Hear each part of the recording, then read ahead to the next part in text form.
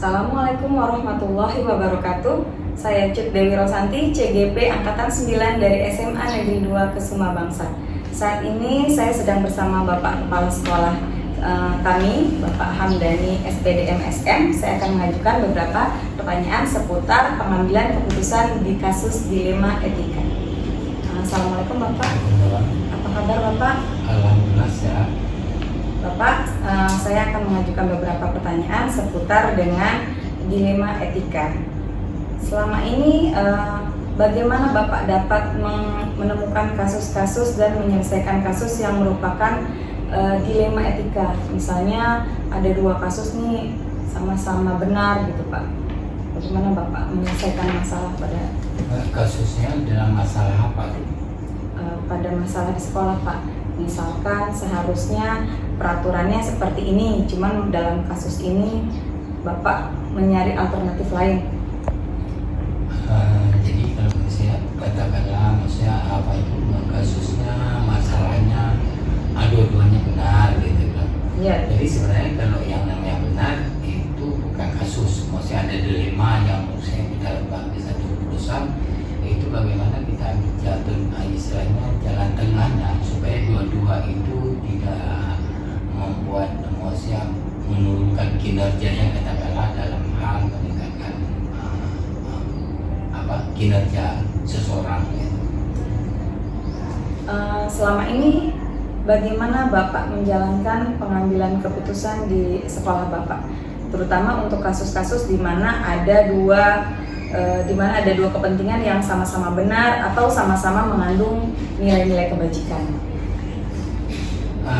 Itu tergantung kita lihat kasusnya apa, masalahnya apa dulu. Kalau kita lihat kemaslahatan yang untuk kemajuan pendidikan, itu maksudnya yang di antara dua kasus itu setelah kita petakan maksudnya sama ada nilai positifnya, jadi kita ambil jalan tengahnya yang jelas sama-sama menguntungkan. Lantas langkah-langkah atau prosedur seperti apa yang biasanya Bapak lakukan selama ini apabila menemukan kasus-kasus yang berdilema seperti itu? Yang jelas dulu kita petakan masalahnya dulu, kita bisa memanggil dulu pihak yang bermasalah. Setelah jelas nanti kita tahu kita konfirmasi masalahnya apa, baru bisa kita selesaikan satu masalah katakanlah. Step by step ya Pak ya. Hal-hal apa saja sih yang selama ini Bapak anggap sudah efektif dalam pengambilan keputusan pada kasus-kasus dilema etika? Bisa Bapak sampaikan contoh kasusnya gitu Bapak? Katakanlah misalnya sekarang kan anak-anak sekarang ini kan banyak kita lihat disibukkan dengan zaman digital ini kan, itu satu masalah sekarang yang jadi tantangan kita semua bagi kita yang istilahnya dengan pendidikan. Itu harus kita berikan pemahaman, harus sering kita sosialisasikan asas manfaatnya kepada peserta didik kita, katakanlah seperti itu. Sisi positifnya Pak yang diambilnya. Kemudian adakah Bapak menemukan tantangan dalam Bapak mengambil keputusan dalam menyelesaikan dilema kasus ini? Kalau ada itu jelas ada, maksudnya dalam kita mengambil saja keputusan jelas itu ada plus minusnya. Mungkin dalam kasus anak yang berhubungan dengan zaman sekarang ini kan kita harus hati-hati maksudnya dalam mengambil keputusan, karena anak itu ada masalahnya, memang mungkin masalahnya masalah keluarga, jadi jangan langsung kita judge, kita akan menyalahkan anak.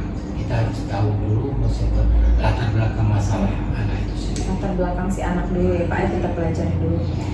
Lantas apakah Bapak memiliki jadwal tertentu gitu dalam menyelesaikan kasus dilema etika? Apakah Bapak langsung menyelesaikan langsung di tempat itu atau memiliki sebuah jadwal untuk menyelesaikannya seperti apa gitu Bapak? Jadi itu tergantung kasusnya. Mungkin ada kasus yang mungkin bisa spontan bisa diselesaikan, tapi kalau kasusnya maksudnya agak sedikit rumit, mungkin itu butuh waktu yang harus kita pecahkan dulu, yang maksudnya kita tahu persis dulu masalahnya apa. Dipelajari dulu Bapak ya. Bapak kalau boleh tahu, adakah seseorang atau faktor apa yang selama ini mempermudah atau membantu Bapak dalam pengambilan keputusan dalam kasus-kasus dilema etika seperti ini?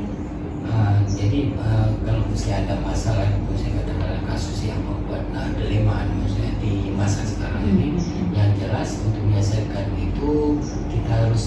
kebersamaan dan kita musyawarah, kita makan, maksudnya kita mengajak, kita libatkan semua warga sekolah atau rekan kerja. Iya Bapak. Dari semua hal yang telah Bapak sampaikan tadi, adakah pembelajaran yang dapat Bapak petik dari pengalaman yang telah Bapak ambil keputusan dalam kasus dilematika? Yang jelas pasti ada pengalaman, maksudnya dalam setiap kita mengambil satu keputusan, maksudnya di situ ada hal yang maksudnya membuat satu kepuasan bagi kita, maksudnya dengan melibatkan semua orang. Jadi ada pembelajarannya, kita bisa bersinergi Pak ya, berkoordinasi. Cukup hari ini segini saja dulu Bapak. Terima kasih untuk waktunya. Wassalamualaikum warahmatullahi wabarakatuh. Waalaikumsalam.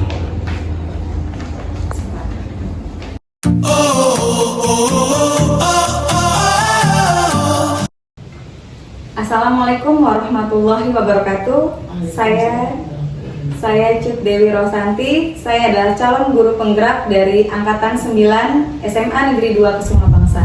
Saat ini saya bersama Ibu Hairunisa Idris. Beliau adalah kepala dari MSEN Negeri Kecamatan MSEN Negeri 2 Aceh Utara, Kecamatan Dewantara. Apa kabar Ibu Hairun? Alhamdulillah baik. Alhamdulillah baik. Mungkin saya akan mengajukan beberapa pertanyaan ya Bu, seputaran tentang kasus-kasus dilema etika yang mungkin pernah Ibu hadapi sebagai kepala sekolah di tempat Ibu memimpin. Selama ini bagaimana Anda dapat mengidentifikasi atau menyelesaikan kasus-kasus yang merupakan dilema etika dalam sekolah Ibu? Contohnya kami di madrasah umumnya siswa kami di bawah menengah ke bawah ya penghasilannya. Dari situ anak-anak kami ada yang harus membantu orang tuanya bekerja, ada yang bantu mata, ada yang juga bantu di laut, tarik tukat, nelayan. Jadi di sini anak kami kadang-kadang pas kebetulan ujian mamanya sakit. Jadi anak ini nggak ada uang untuk transport ke madrasah. Yang seharusnya pada saat itu dia harus ikut ujian, tapi mengingat latar belakang keluarganya yang menengah ke bawah, jadi inisiatif guru untuk bisa mengikut susulan ujian anaknya. Berarti ada solusi dari Ibu ya. Kemudian biasanya langkah-langkah seperti apa yang Ibu lakukan kalau bertemu dengan kasus-kasus dilema seperti itu? Kami dapatnya kami sering visit ya, kami wakil kesiswaan dan guru piket beserta BP sering visit ke anaknya. Jadi langsung melihat, mengamati, mengobservasi sendiri bagaimana keadaan anaknya. Itu kami bisa mengambil kesimpulan kalau anaknya kondisinya begini, berarti tindakannya begini. Misalnya anak sering bolos sekolah. Jadi kami sudah melihat sendiri bahwa dia bukan keadaan dia nggak sekolah, tapi keadaan yang membuat dia nggak bisa masuk sekolah. Seperti nggak ada jajan, nggak ada transportasi. Iya Ibu, jadi karena latar belakang juga kita harus pelajari ya Bu ya, kadang latar belakang si anak itu bagaimana Bu ya. Kemudian selama ini langkah-langkah yang sudah Ibu lakukan, apakah menurut Ibu sudah efektif? Menurut kami, alhamdulillah yang kami lakukan itu sudah baik dan benar. Kami juga didukung oleh komite dan alhamdulillah karena piket di madrasah kami mau kerjasama dengan kesiswaan dan ini wakil kurikulum juga BK. Jadi di situ kami nggak mengada-ngada, tapi mengambil kesimpulan berdasarkan observasi langsung. Oh, Masya Allah. Ya Bu, emang harusnya seperti itu. Jadi datanya lebih akurat ya Bu ya. Kemudian dalam menghadapi kasus-kasus dilema seperti ini tentunya pasti menghadapi tantangan ya Bu ya. Tantangan seperti apa yang misalnya Ibu pernah hadapi? Karena pernah kami waktu ke rumah, waktu di ketok pintu, orang tuanya nggak buka pintu. Anaknya lari karena merasa takut gurunya udah visit ke rumah karena nggak hadir. Kemudian kami ngomong dengan tetangga sebelahnya bahwa kalau kami bukan apa-apa, tadi cuma mengunjungi, akhirnya orang tuanya bisa membuka pintu masuk, kami bisa masuk dan bisa ngomong langsung dengan orang tuanya. Jadi pernah ditolak juga ya Bu ya? Masya Allah. Ibu dalam mengambil keputusan, apakah Ibu Hairun ada jadwal tertentu untuk ada waktu nih untuk mau ngambil solusi ini, ataukah Ibu langsung menyelesaikan langsung di tempat tersebut kejadian, atau ada prosedur apa yang Ibu lakukan? Kami biasa, karena guru kami kan 60 orang. Iya. Dan siswa kami juga lebih kurang 500 orang. Masya Allah, banyak sekali ya. Jadi kami waktu mengambil kesimpulan, kami ada buat rapat khusus dengan wakil-wakil sama BP. Di situ kami mengambil satu kesimpulan. Oh, musyawarah dulu Ibu ya dengan beberapa warga sekolah. Ibu tadi Ibu ada menyampaikan dibantu oleh wakil ya Bu ya. Seberapa ada yang membantu Ibu? Siapakah yang membantu Ibu meringankan pekerjaan Ibu? Adakah dalam pengambilan keputusan ini adakah orang yang membantu Ibu selama ini? Kami kalau dalam proses pembelajaran kami dibantu oleh wakil kurikulum. Ya. Kalau mengenai kegiatan siswa, kami ada wakil kesiswaan. Ya. Karena madrasah kami ada 4 wakil kepala madrasah. Wakil kurikulum, wakil kesiswaan, wakil sarana prasarana, dan hubungan masyarakat. Ya, mereka semua membantu Ibu ya dalam menyelesaikan kasus-kasus dilema etika ini Bu ya. Baik, itu aja Ibu. Kemudian yang terakhir nih, kalau saya boleh bertanya, dari setelah Ibu mengambil keputusan, adakah pelajaran yang bisa kita petik? Mungkin Ibu bisa berbagi di sini pelajaran apa yang bisa diambil? Di sini dalam visi langsung kami bisa, di sini kami buat setelah rapat khusus, kami rapat dengan umum, waktu rapat umum kami mendapatkan masalah bahwa anak kita yang ini perlu dibantu. Jadi kami ada setiap bulan kami ada kumpul infak per guru aja 10.000.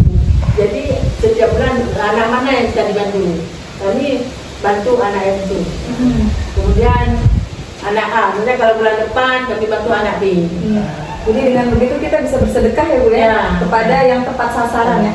Jadi dalam hal ini kami juga dengan tidak langsung kami sudah bersedekah rutin minimal setiap bulan ada.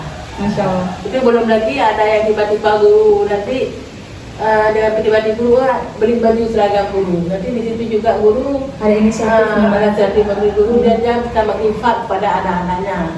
Karena setelah kami visi langsung, kalau sebelumnya mungkin guru nggak tahu, kurang tahu bagaimana keadaan siswa. Terima kasih banyak Ibu Hairun, demikian wawancara kami. Terima kasih untuk waktunya Ibu. Sukses terus untuk kegiatan Ibu setiap harinya. Assalamualaikum warahmatullahi wabarakatuh.